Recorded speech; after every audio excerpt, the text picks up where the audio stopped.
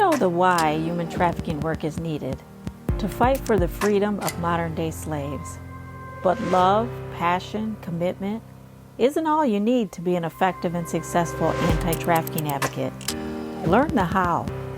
I'm Dr. Celia Williamson, Director of the Human Trafficking and Social Justice Institute at the University of Toledo. Welcome to the Emancipation Nation podcast, where I'll provide you with the latest and best methods, policy, and practice discussed by experienced experts in the field so that you can cut through the noise, save time, and be about the work of saving lives. Welcome to the Emancipation Nation, episode 172. I'm Dr. Celia Williamson, and you'll notice that I didn't release the podcast on Tuesdays. Maybe you didn't notice. Maybe you just know that it happens once a week, but my goal, without fail, has been to release a podcast every Tuesday morning. And I missed that opportunity this week. And let me tell you why. I had a total hysterectomy last week, last Wednesday. I'm recording this podcast this Wednesday. And after I got back home, released the same day, which is a miracle, but that's modern medicine. My daughter, we had a baby shower because she's pregnant, first grandchild ever in my life. I'm so excited. We had a baby shower on Sunday. The next Sunday, she had another baby shower out of town with the father's family. And the very next day, a month early, she had some cramping. She thought it was constipation. Her boyfriend said, we better go to the hospital because he was secretly timing what we now know were contractions that were now 2 minutes apart. They got to the hospital. They tried to give her something to numb the lower region of her extremities. We used to call it a saddle block. And it took about 15 minutes for that to take. And before that could even take, she had the baby. The nurse said, look at me. Look at me. You're going to lay down because you're having this baby right now. My daughter, it didn't happen the way she dreamt it would happen. The baby was born probably less than 20 minutes later. She had been dilated at a 5, so they told her boyfriend, yeah, sure, go home and pack the maternity bag that they had planned to pack a month later. Her mother wasn't there. Her father wasn't there. The baby was born 4 pounds, 14 ounces, a preemie. And so this has happened 2 days ago. And so we have a beautiful, tiny grandson that is gorgeous and is thriving to live, is drinking milk faster than we can get it to him. So I'm very hopeful. So far, he's very healthy.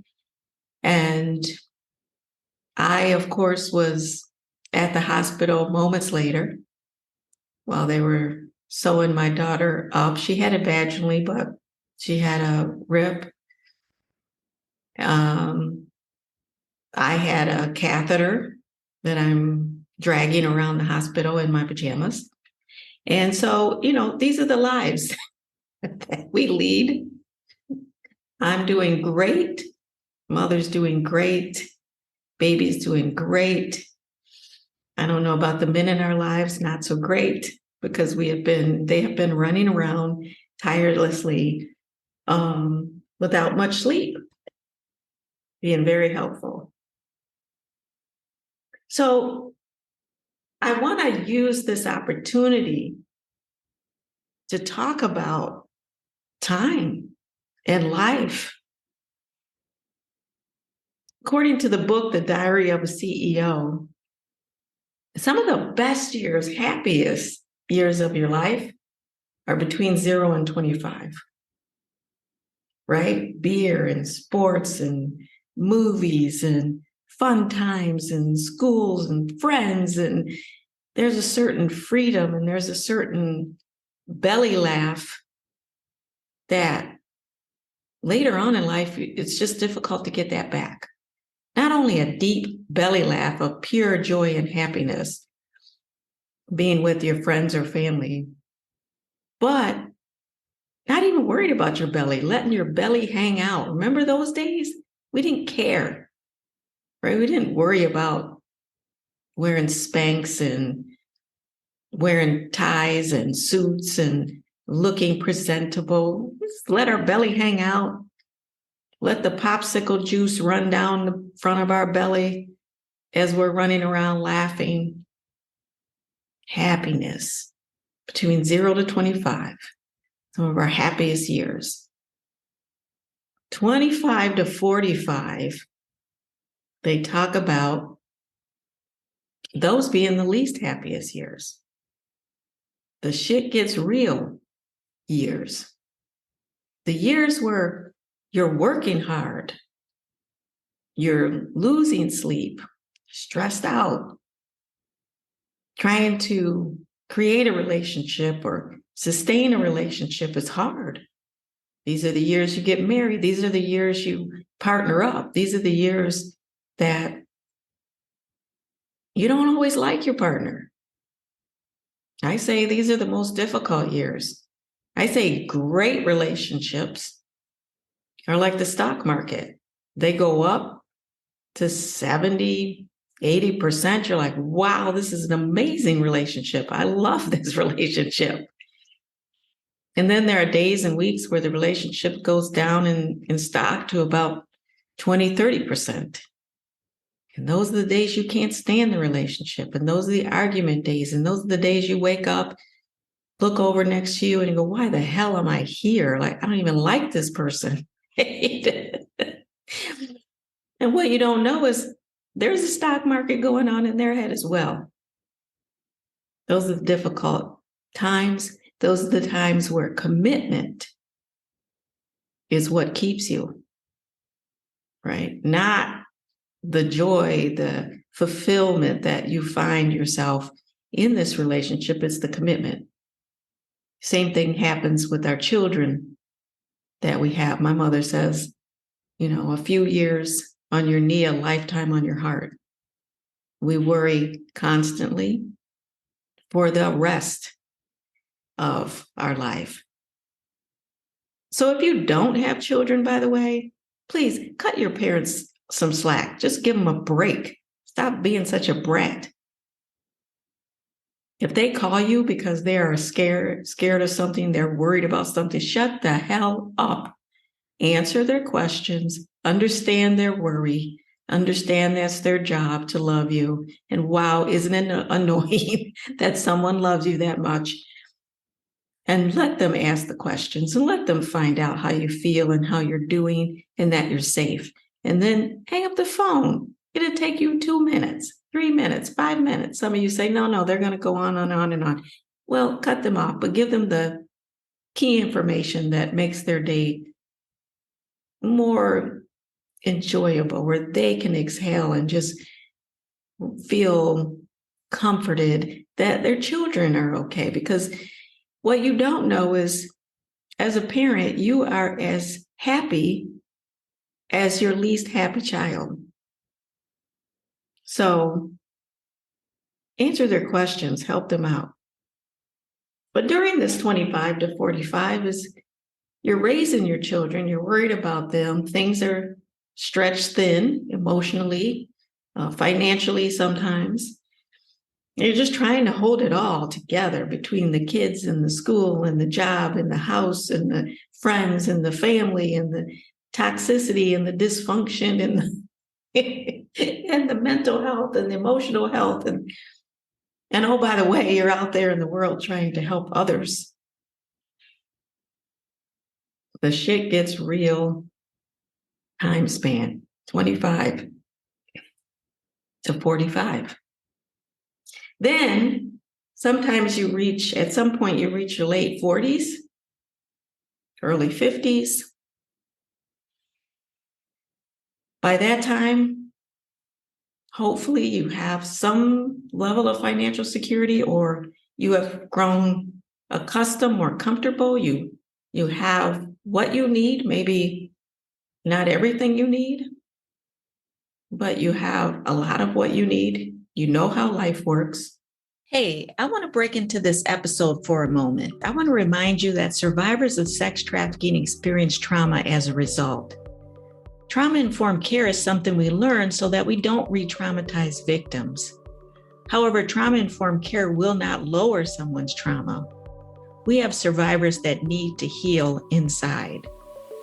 Most quality direct service workers connect survivors to needed services like healthcare, housing, legal services, and more. But these services, while necessary, won't address the internal trauma. Even when we connect them to trauma treatment counselors, they spend about an hour a week addressing traumas that have taken over their entire lives. They need so much more. Connecting someone to needed housing won't fix the brokenness inside. Arresting their trafficker allows them justice, but it won't heal the internal pain. Linking them to a lawyer won't take them to a place of reclaiming their freedom and experiencing genuine joy. Walking alongside survivors to provide support, nurturing, love, kindness, and to build relationship is critical. But they also need the tools to regain the power, choice, and voice internally. Healing the internal pain requires survivors to do the internal work. I've worked with and studied the issue for almost 30 years. I recently wrote a book outlining the 12 journeys that survivors need to go on to heal the trauma and to live the life they truly want to live. I'd love to train you to be a group facilitator leading survivors toward the internal healing they need. The training is the TNT Survivors Journey Group. Let me train you to facilitate these important groups and put survivors on their path to living the life they want and experience the freedom and joy they deserve. To learn more, go to my website, CeliaWilliamson.com, and watch the free webinar to learn more about the course. I look forward to training you and helping you help survivors to heal. And now, on with the podcast. You know yourself a little more. You're secure in the sense that many of us have found our voice. And if you're a survivor, you are working on these stages, but many of us have found our voice. We may know a lot more about who we are, what we'll tolerate, what we'll put up with, who we'll put up with. We're no longer chasing the dream of this prince or princess charming that's going to come to us in a perfect way. We understand that relationships are messy. We understand that everyone has something that's not perfect. And we figure out what are the things that we can live with in a person that's not perfect. But we can succeed in that relationship. And one of the things we absolutely can't live with. We understand deeply that there is no perfect person. We understand that we have issues as well, and that someone is putting up with us. We mellow out in terms of our own sort of quirks, and we're more likely to self-forgive and maybe even to understand others, where we knew all the answers, right? Between 25 and 45, over 45, the more you know, we realize the less you know. And when people struggle, we just look at them in an empathetic way because we've been there often and we understand. I like to call the late 40s, early 50s like the early old age, mid-age, where, man, you feel a little more confident. You may know a little more what you want, what you don't want. And as you get older, I'm 62, life just becomes clearer and you become more confident in your step. You definitely have found your voice and you know what and who you want to put up with and don't want to put up with. You can look at your life as seasons. When you're born, a lot of things are born in the spring. A lot of babies, a lot of baby chicks, a lot of baby animals, right? Because spring is like the new. There's a newness, new love springs eternal in the spring. And then the dog days of summer where it's just wonderful and the sun is on your skin and just every day you want to spend time enjoying it, right? And that's sort of like the spring is sort of like your childhood and the summer is like your adult years, your young adult years. And then when you reach the fall of your life, 25 to 45, I said before, it's like what Tyler Perry says is that it's like a tree when you look at your life, but there are roots of the tree, and those are your lifelong friends and family members, and there are branches on the tree, and those branches, they stay a long time, but branches sometimes break off, and they're meant to break off, and often in storms, high winds. And then there are leaves of the tree that fall away, and those are the people in your life that are there for a season and a reason, and they're supposed to leave. In the fall time, it is a time of growth, it's a time of enjoyment, but it's a time of letting go. It's a time of changing colors. It's a time of growing and learning. And then the winter of your life, where you just want to be warm and life gets a lot slower. What's important gets a lot smaller and a lot clearer. People, though, that don't recognize that their life is comprised of seasons, I think get cheated. If we think about it, if Maya Angelou had died in her early 20s, as people have often said, she would have been known to have been a woman involved in prostitution. But because she lived all the seasons of her life, she became a poet laureate, an honored, nationally and internationally recognized poet. See, we don't become who we're going to become without the seasons in our life taking place. Life is always evolving. We're always changing. We're always recovering. We're always growing. And we can choose what will be. So I'm praying for little Andrew Joseph. That is my grandson's name. And I want him to understand that he has choices in the world to be who he wants to be and how he'll do it and what he'll contribute to the world and what he'll get from the world. I hope he knows that he has 2 loving parents and he has 4 grandparents standing by, and one of them is willing to commit the rest of her life to make sure that his dreams come true. It's November, it's Thanksgiving time, so I want to wish you all a happy Thanksgiving if you're in the US, and a happy New Year if you're in the US or around the world. As for me, I'm taking a short hiatus, and I'll be back with new episodes in January of the new year. So this is a close to season 2. Season 3 will start in January. And I hope you all will take care of yourself first, take care of your loved ones, and then, as always, the fight continues. Let's not just do something, let's do the best thing. If you like this episode of Emancipation Nation, please subscribe and I'll send you the weekly podcast. Until then, the fight continues.